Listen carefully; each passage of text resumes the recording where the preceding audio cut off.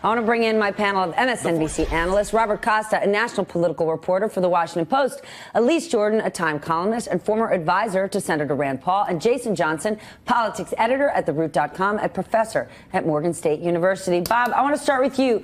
Your reaction to the way President Trump has handled both of these situations. I can't say it's a surprise, but he's putting himself in some dangerous territory.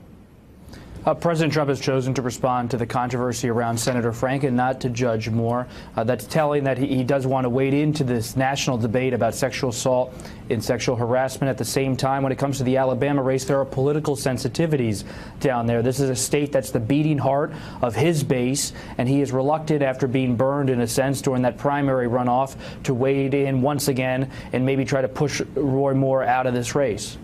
But then why weigh in on Al Franken? Elise, think about this. The position President Trump is putting himself in, remember, there are over 10 women who've accused President Trump. He, while on the campaign trail, denied it, called them liars, said he was going to sue them. I can't find any record that he has moved forward on such lawsuits. Why would President Trump weigh in on Al Franken, hold off on Roy Moore, knowing what could be coming down the pipe for him? Donald Trump has never had to face any repercussions for his actions, and so he believes that he is innocent. He believes that he is above reproach. You look at the pattern of Donald Trump and how he dealt with his accusers by defaming them, by saying that they were too unattractive for him to ever have molested or harassed. It's the same as Roy Moore saying that he is going to sue his accusers for defamation, and neither one of them are ever moving on that. Right. Okay, well, a very different approach is Al Franken. Al Franken is inviting an ethics investigation. What's your take on this? Does that actually help him? Because this isn't a good situation for Al. No. Look, it doesn't bring back the integrity or the hurt or change the hurt for the woman that he grabbed and attempted to harass one way or another. But it is somebody taking some responsibility. Look, Stephanie, at the core, I think these are voter issues, and they're also legal issues. If no one wants to sue Al Franken for his lousy behavior, even if they discover other people did it, then okay, fine. I guess he escapes legal consequences. But it's up to the voters to decide.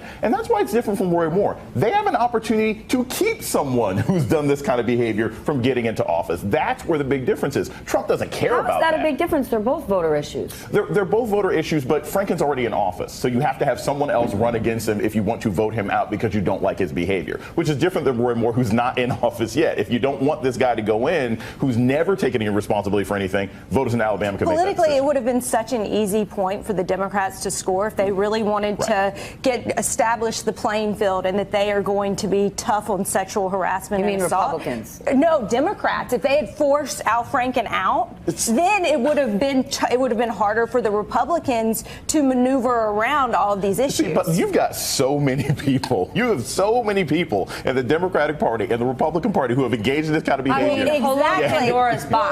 Exactly. So that's why it's not happening. Yeah. I don't think. I mean, you've got Christine Gillibrand saying, "Hey, Bill Clinton probably should have stepped down a couple years ago for what he did." There's a lot of people who've engaged in this kind of behavior. Let's actually share that sound right now. Is it your view that President Clinton should have stepped down at that time, given the allegations? Yes, I think that is the appropriate response. All right, Bob Costa. How difficult is a statement like this for Kirsten Gillibrand? She's already gotten pushback from former Clinton staffers who have said, you're biting the hand that fed you, you took Hillary Clinton's seat. But at the end of the day, that's neither here nor there. This is a different time, and she's coming out and saying that's wrong. What kind of heat is she going to take for that? You nailed it, Stephanie. This whole episode is revealing of our changing times. And Senator Gillibrand is a longtime supporter of the Clinton family, both former President Bill Clinton and Secretary Hillary Clinton, coming out of upstate New York. She needed their support in some respects as she was ascending the political ladder, and she counted on them at crucial moments in her career. But the times have changed, and she is at the forefront now of this discussion we're having. She's leading some of the fights on Capitol Hill. And so this shows the political dilemma both Democrats and Republicans face as these issues swirl.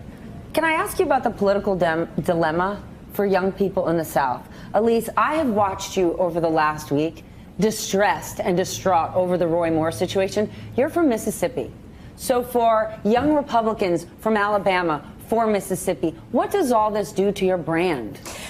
I think it's so unfortunate that a degenerate like Roy Moore is doing such harm to the reputation of the South, because no one in the Deep South thinks it is okay to molest children. And I honestly think that that will be reflected at the polls. Okay, just real with quick. The election. Real quick. We cannot say that no one in the Deep South thinks that. I know, because, but I'm saying overall, I mean, look at, there are some vocal Roy Moore supporters right now.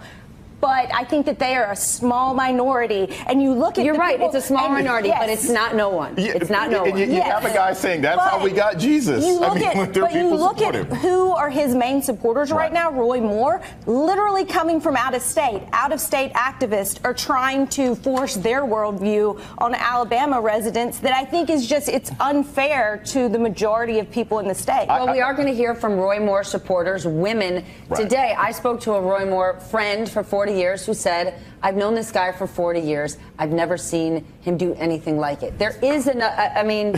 See, there's two things about this. Number one, and I know this is problematic to say, but this is the same thing I thought about like with dogfighting and Michael Vick, right? There are people who I knew in grad school in North Carolina and in Georgia who are like, oh, we do dogfighting, we do cockfighting all the time. There's people who think that's normal. It may be strange to us in this room, regardless of where we're from, but there are people in Alabama and other places across the country who think, hey, you know, they were, as long as they were both straight, blah, blah, blah. There are people who don't have issues with that. And the larger problem is this. I mean, I obviously do. Everybody here has a problem with it. The larger problem is this. It's never a good sign. Do you know who else has a problem with it? The law. Yeah, exactly. The law.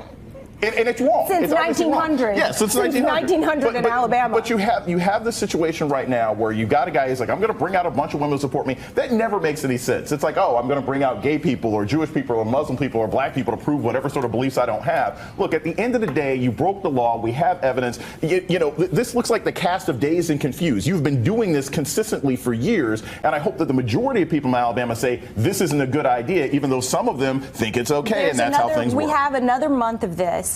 The accusations are really going to sink in. And you look at how Roy Moore is a deer in headlights. He cannot speak. Oh, yeah. He does not trust himself to be able to speak in a credible manner about these allegations after his damning interview. He very clearly could have said, no, Robert Costa, I need you to weigh in on this, because when the Roy Moore situation started, from the get-go, there were claims that this is politically motivated, Let's turn to Al Franken, and I want to talk about this timing, because guess who's back? Roger Stone. How is it that Roger Stone knew that the Franken news was coming? Here's a quote. Let's just say Senator Franken's time in the barrel is about to come. This is what he told the Daily Caller over text early Thursday morning.